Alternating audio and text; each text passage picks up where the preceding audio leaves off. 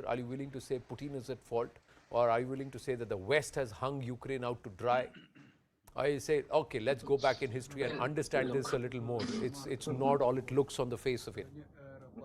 look, there's enough fault to go around here. Needless to say, if you heard Hillary Clinton's speech yesterday, she wants to turn Ukraine into an Afghanistan. You listen to Andrew Scheer's speech that he gave a few months back, or maybe Senator Scheer's speech a few months or maybe 2 years back. He made that same point. They want to turn Ukraine into a battleground.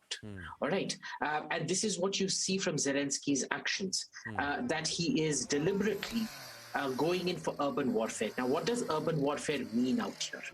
All right.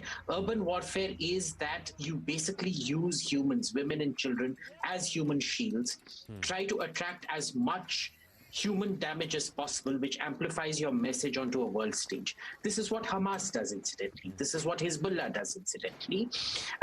It's quite rare for governments to be doing it in this day and age, but here you have it. And he's celebrated as a hero.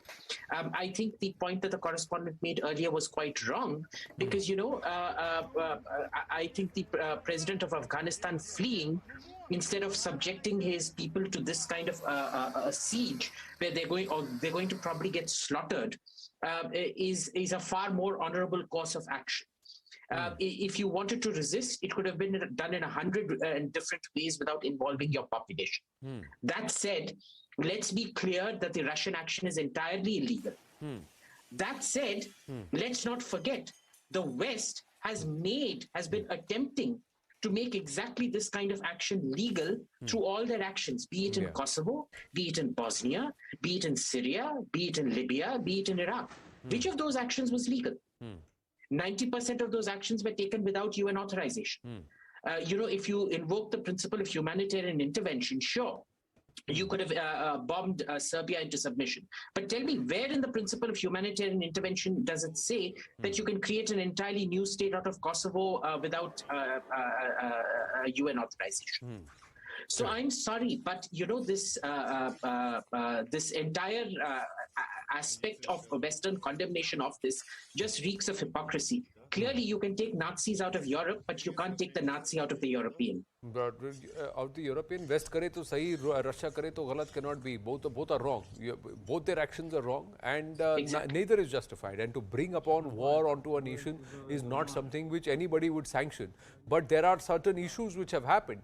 There is a reason why Russia is doing it, not justifying what Russia is doing, but it's been pushed into a corner. And there is a reason why there are others who want this to happen, at the cost of Ukraine and Ukrainians, Ambassador Sajjanhar.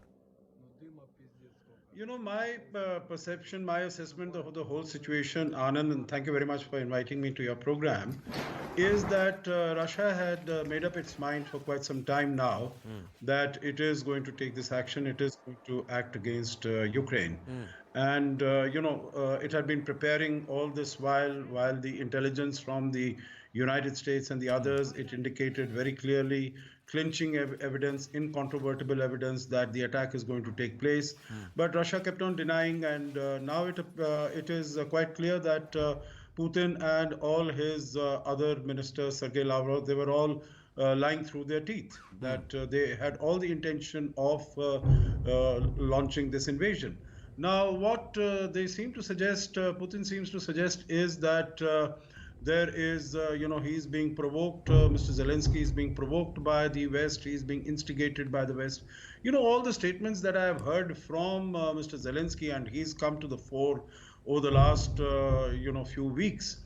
And I have not heard any provocative statement. I have not heard, in fact, from him any sort of uncalled for, unparliamentary use of unparliamentary language, nature of which Mr. Putin himself has used, in terms of, both Zelensky and his prime minister, they are Jewish, and accusing them of being, Nazi elements, etc., and drug addicts. Meaning, what is the evidence that, meaning you're just, it appears, pardon my saying so, like being a rant which doesn't behove No, head of but state of this. Ambassador Sajjanhar, the fact is Yes. the biggest irritant that Mr. President Zelensky is insisting is that he wants to join the European Union and also wants to join NATO.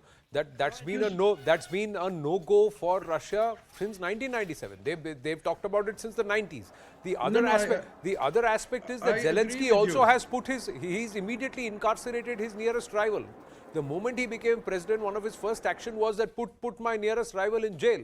So it's not that anybody is holier than thou in their local politics. War is not something that anybody would sanction. Exactly, that's the point I'm making. You know, Ji. everyone has, Anand, everyone has skeletons in their cupboards. No one is, as we would say in India, doodh ka dhula. But all these things, and I'm quite certain that, you know, this whole issue of Ukraine not becoming a member of NATO, that could have been really sorted out through discussions, through dialogue. I don't think that it was something that was, you know, just not possible. But to launch an offensive, because, you know, when we also in our statements speak about legitimate security interests of all countries, then you have to recognize that Ukraine is also a sovereign nation of the United Nations. Its boundaries have been accepted globally, internationally by the United Nations. The fact that some other countries have launched offensive actions and inflicted pain and attacks on others doesn't justify, you know, meaning you can't. So what about that? What about I don't think. No, but Ambassador Saab, my only point is Ukraine is suffering, but Tibet also suffered. Taiwan suffered, Hong Kong suffered, India suffered. So where were the sanctions against Pakistan? Everybody wanted Aman ki Asha with Pakistan saying let them play cricket, despite the fact that they attempted Kargil. So where was America going punitive there? Americans walked into Afghanistan, destroyed that nation and decided that they will walk out and hand it over to barbarians like the Taliban. Where are the sanctions against America? So the hypocrisy also has to be called out. Nobody is saying what Russia is doing is right as well. Yeah, call out the hypocrisy. I'm not against calling out hypocrisy, Anand. Please understand, please believe me. But the only thing I'm saying is, and you know, of course, this also has this whole instance, it has evolved.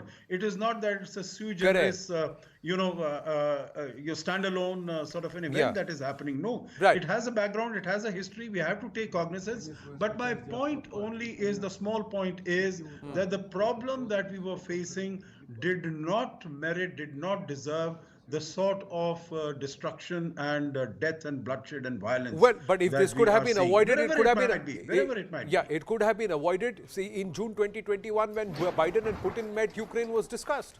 There, Kartha. So, and the West kept telling Ukraine, everything is well, all is well. These are just defense exercises that the Russians are doing. Don't worry. What happened to the American intelligence? Where was the cohesive effort to, as far as deterrence, as far as Ukraine was concerned, to stop Russia from even attempting this invasion? I think you're absolutely right in one respect, Anand, is that this issue has been going on since 1997. I mean, ages, years. This issue. I mean, you have this saying that Ukraine has a revolution every decade. You know, so that shows, in fact, the divisions within Ukraine. If you look at the election, how people have voted, there is a division right across Ukraine. If you look at the ethnographic map, it's a division. If you look at how the speakers, Russian speakers versus Ukrainians, there's a division there. So this is a problem which has been simmering for years and everybody knows it. I think it was in 2008, I think, that George W. Bush offered NATO membership. Yeah. Definitely after that, nobody actually offered them NATO membership at all. It was just NATO training was going on. There was a lot of supply of equipment. But yeah, in terms of what you're talking of in intelligence terms, I would actually disagree with you, because I think it was January 14th. This time, the US has had precise intelligence. They said the Russians are going to invade in mid-February. It was said so. So when I'm not sure what Zelensky thinks is going to happen. Here on the one side, the US is saying, no sending troops to Ukraine.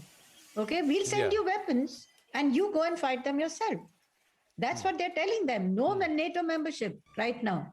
So when this whole charge is being led, definitely on the assumption that Ukrainians are going to fight the Russians. Yeah. Number two, the Ukrainian army is not as strong as, I'm sorry, your correspondent said, because I remember in 2014 they were soundly thrashed. Yeah, in Crimea. 2014 to now is not a great deal of time. Yeah. This is pushing the civilians, they're giving them weapons and telling them go and fight.